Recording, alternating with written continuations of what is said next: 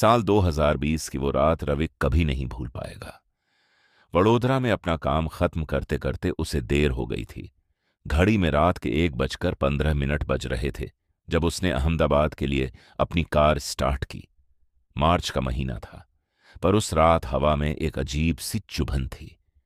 Highway number 48 पर सन्नाटा पसरा था। दूर दूर तक किसी ट्रक की हेडलाइट भी नजर नहीं आ रही थी।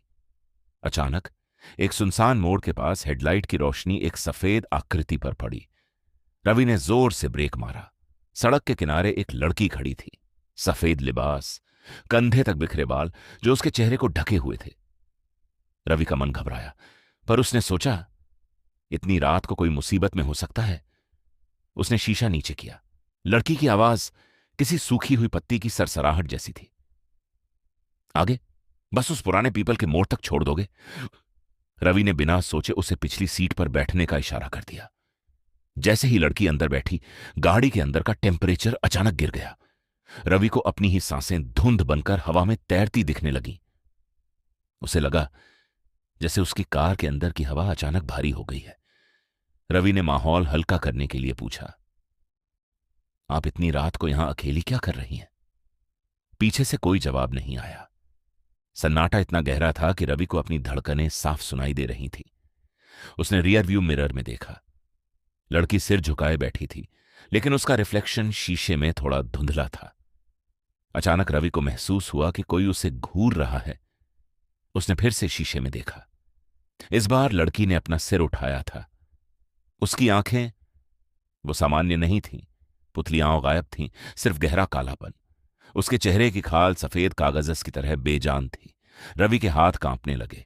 उसने गाड़ी की रफ्तार 100 के पार पहुंचा दी। उसे बस उस मोड़ का इंतजार था। जैसे ही वो पुराना पीपल का पेड़ और मोड़ आया, रवि ने चीखते हुए ब्रेक लगाया।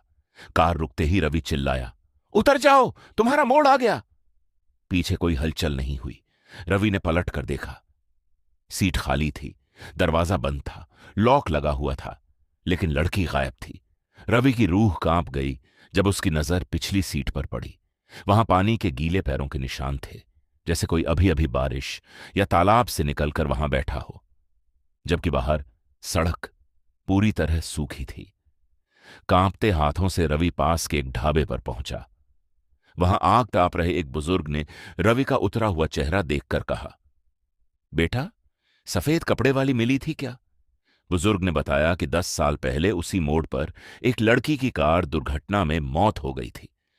उसकी गाड़ी एक नाले में जा गिरी थी। तब से वह हर रात 1 से 3 बजे के बीच उसी जगह लिफ्ट मांगती है। अगले दिन रवि ने हिम्मत जुटाकर अपनी कार का डैश कैम फुटेज चेक किया।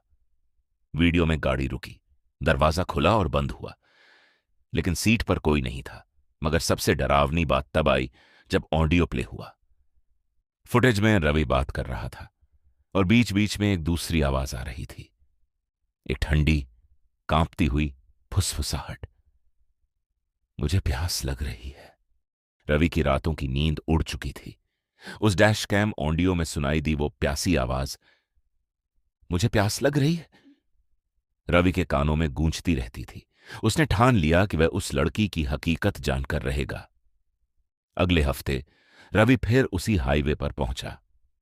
इस बार उसके साथ उसका दोस्त समीर भी था, जो इन सब बातों पर यकीन नहीं करता था।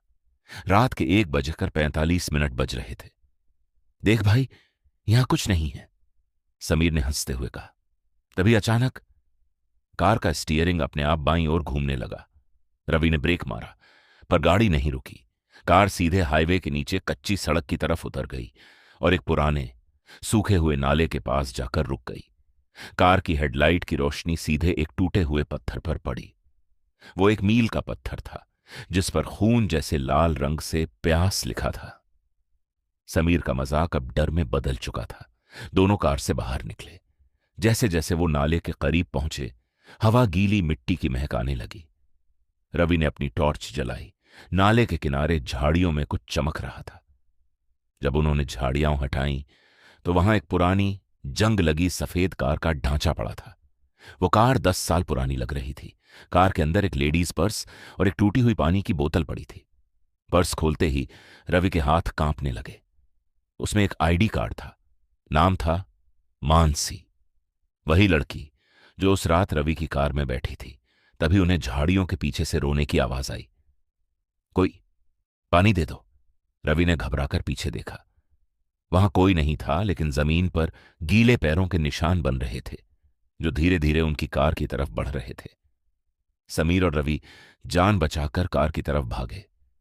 जैसे ही वो कार में बैठे और इंजन स्टार्ट किया, रियर व्यू मिरर में फिर वही साया दिखा। मानसी की रूह पीछे बैठी थी। इस बार वो डरावनी नहीं, बल्कि बेहद उदास लग रही थी। रवि ने कांपते हाथों से अपनी पानी की बोतल पीछे की सीट पर रख दी। अचानक बोतल का ढक्कन अपने आप खुला और पानी हवा में गायब होने लगा, जैसे कोई उसे पी रहा हो। कुछ ही सेकंड्स में बोतल खाली हो गई। मानसी का साया धीरे से मुस्कुराया और हवा में धुंध बनकर विलीन हो गया। बाद में पता चला कि 10 साल पहले मानसी की गाड़ी उस नाले में गिरी थी। वह घायल थी और तड़प तड़प कर उसकी मौत प्यास की वजह से हुई थी। उस रात के बाद से उस हाईवे पर किसी ने भी उस लड़की को नहीं देखा। रवि ने उसकी आत्मा की शांति के लिए उस मोड़ पर एक पानी का प्याऊ बनवा दिया।